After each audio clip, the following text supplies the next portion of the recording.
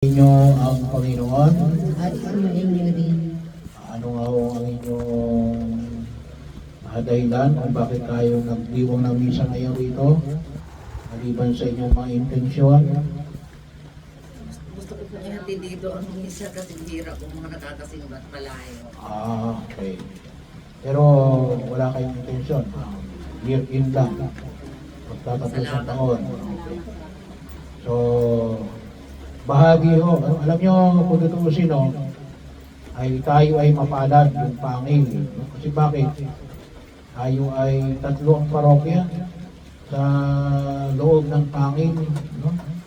Itong Natividad, Balian, at saka sa sa Kabulusan. No? Mayroong parokya rin doon. No? So, tatlong parokya ho tayo, maliit na bayan, pero tayo ay hati-hati sa tatlong parokya. No? So, bahagi ho, tayo po sana yung makita natin yung pagkapasalamat kasi kung sa parang malayo. No? Pag umuulan siguro malayo. No? Pero bahagi ho yun. No? Malapit pa rin ho kung tutusin. No?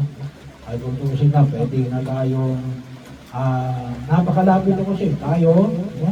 Dito sa bayan, dito sa Balian, minsan sa Pakil, no? Isang sakayan lang, pagbaba nyo dyan, o di kaya ay sa Siniluan. No?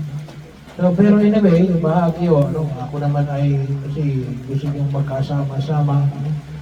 At may party ba kayo pagkatapos? May party kayo pagkatapos. No? So, pero maganda kasi sabi nga ho natin ay pagpapasalamat. No? Sa Ebanghelyo natin ngayon sa araw na ito, nakita natin si Ana, no? Na anak ni Manuel. No? Siya ay 84 years old na.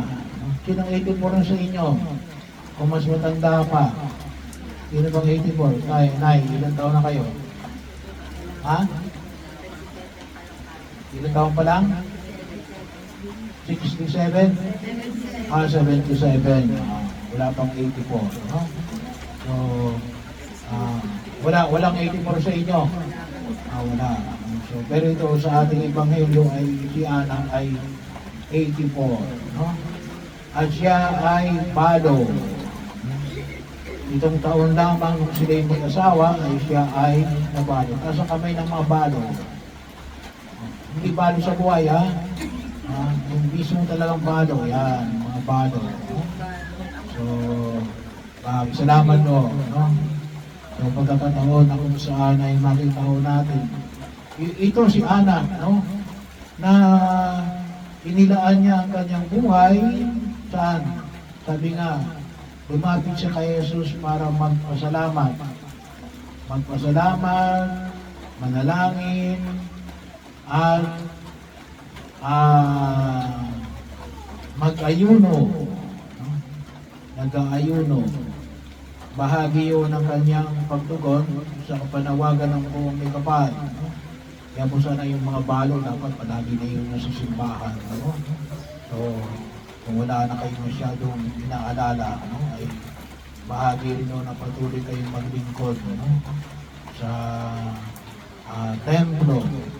Hindi naman ako sa templo ng Jerusalem, medyo malayo yung templo ng Jerusalem. No?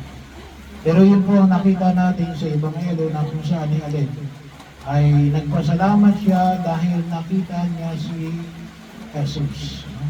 Sa bahagi ng kanyang pang-araw-araw na pamumuhay, si Jesus naman, kailangan napunta roon sa templo ng Jerusalem kasi nga ay inihandog ko, no? Inihandog din bilang pasasalamat ang panganay ng lalaki. No? Yun ang binibigyan ng pahalaga. Pagkamat lahat ng panganay, pero lalong-lalo na yung panganay na lalaki. No? Iniaalay yun sa templo ng Jerusalem. Pero yun o ang paanyaya na pwede natin maging bahagi ng ating pagninilay. No? Mapuno tayo ng pagpapasalamat sapagkat hindi lamang sa mga bagay na ating tinatanggap sa pagkilos natin sa daigdig na ito. No? Hindi lamang sapagkat tayo nagtitipon ngayon. Hindi lamang sa mga biyayang natanggap natin sa taon na ito, no? Pwede trabaho, pwede yung sama-samang pamilya, o maaaring gawa ng mga biyaya na ipinagkakaloob ng Diyos sa atin, mga material na bagay, pero higit sa lahat ng alin, yung katulad na nakita ni Ana na alin, yung kaganapan ng pagliligtas ng Diyos. Kasi nakita nila si Jesus na siyang kaganapan ng pagliligtas ng Diyos. At siya rin po, ito rin ang magbigay sa atin. No? Tayo po ngayon ay nasa panahon ng ordinary jubilee year, no? Every 25 years. So, at ang tema po natin ng jubilee year ngayon ay tulad na binahayag ko sa simula ng ating pagdiriwang, Pilgrims of Hope. No? Pilgrims of Hope. Medyo bumabaho yung ating hope ngayon. No? Ayon sa SWS. Last year ay 96%. Ngayon ay naging 90 na lamang. No? Anyway, malakas pa rin yun. No? At isang bahagi na binibigyan ng higit na pagkilala ay gawa ng ating pananalig. Pananalig na patuloy na pagliligtas ng Diyos sa gitna natin dahil narito sa Jesus nakapiling natin. At tinawa yung patuloy na pagpatatag ng ating pagkilos sa daigdig na ito. No? Pagkakataon na kung saan ay nawa ko ay higit nating pakinabangan ang biyaya ng ating pananampalataya. Kasi yung pananampalataya natin ay nagbibigay ng pag-asa. Siguro hindi natin masyado napapansin, pero kapag ikumpara ho natin, pagkumpara natin sa ibang bansa, sa Japan ay may mga kaibigan na kasi ako na naging teacher sa Japan. No? At yung sinasabi nila natin, may mga bata, well, sa atin, mayroon din, na yung batang nagpapakamatay. Hindi lang yung matanda, bata. Baka sa atin, mayroon din, pero iilan lang ko yun. Sa kanila ay bahagi yun ng kanilang pagkilos na kung saan ay parang naging tatak na sa kanila. Na sabi nga natin, bata, nagpapakamatay. Well, hindi natin alam kung yung sabihin. Magpasalamat tayo kasi mataas yung ating level ng pag-asa. At isang malaking bahagi nito ay yung ating pananampalataya. At yun ko lang huwag natin kalimutan. Ano yung pananampalataya? Na hindi tayo iniiwanan ng ating Diyos. Hindi tayo ina-abandon ng ating Panginoon. Sabi ko nga, kahit ngayong panahon na ito ng Disyembre, na kahit na isang buwan tayong inuulan, ay narito pa rin yung hindi mapag-asa at pangalaga ng iyong kapatid.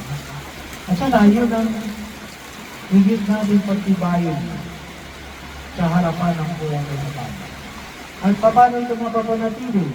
So, para na rin ang bahagi natin sa pasimula natin sa paghahanda natin sa panahon ng bagong taon ay nawa, ay sabi nga ho natin, kaya kung kuminsan ang maraming tao, kaya kuminsan hindi yung happiness nila nababawasan. Bakit? masyadong mataas ang kanilang expectation. No? Masyadong mataas ang expectation. So lower your expectation. No?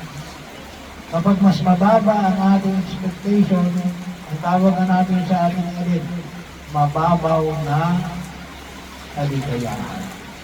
No? Mababaw lang ang ating kaligayahan. Yung simpleng magsama-sama tayo, okay na yun. Bahagi mo yun. Kaya bahagi yun na malaki na itutulong sa atin ng mahal na Birhen Maria. Bakit? Kasi yung image ng mahal na Birhen Maria, yung tinatawag natin kababaan ng loob ng alin. Be simple. Maging simple lang. Yun ang mahalaga. Simple lang. Huwag tayong masyadong mag-arbo. Huwag natin ipagyabang. Kaya kung minsan, na lalo tayong nahirapan kasi bakit? Ay itinataas natin yung ating standard, hindi naman kaya yun natin. Kaya napakahalaga yung bahagi na ginagampanan ng mahal na Birhen Maria. Simple. Maging bahagi ng pagkilos ng saan ay makita ko natin ng kaligayahan ng dulot ng pagliligtas ng Diyos. At yung bilin, wala tayong image ang bilin dito. Makita po natin yung image ang bilin natin ay image ng simplicity. Kasi yun ang tirahan na Jesus. Simple.